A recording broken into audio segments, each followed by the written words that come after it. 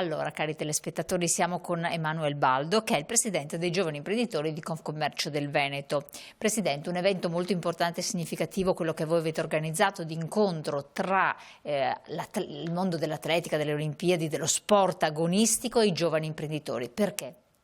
Buongiorno, vi ringrazio per questo spazio. In un clima olimpico, infatti, abbiamo voluto portare alla luce quella che sembra scontata, ma che alle volte non ci si pensa, la sinergia che c'è tra il mondo dello sport e quello imprenditoriale.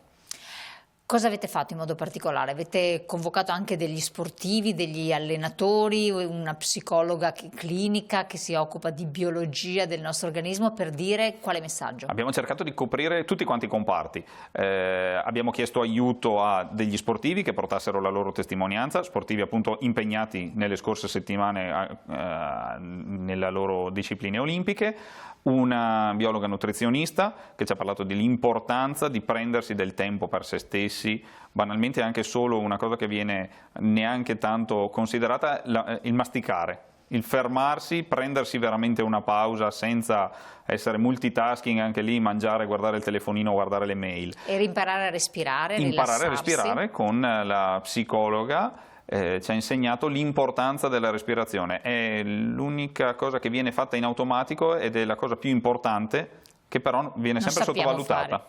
Ci sono degli sport che sono più emblematici di altri?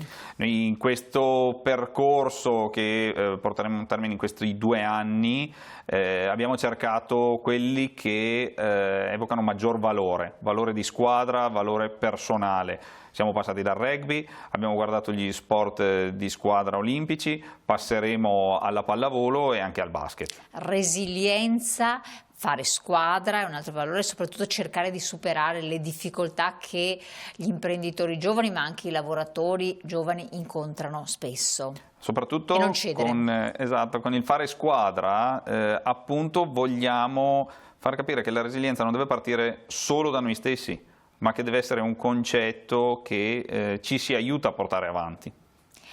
Quale messaggio vorrebbe veicolare agli imprenditori? Qua stiamo parlando della fascia giovane, quindi Confcommercio, quindi in vari settori, vari ambiti, servizi, turismo, commercio in senso stretto, ma non solo.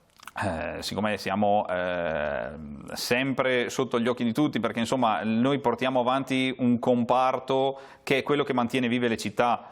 Se c'è una vetrina illuminata ti dà un senso di casa, ti dà un senso di sicurezza.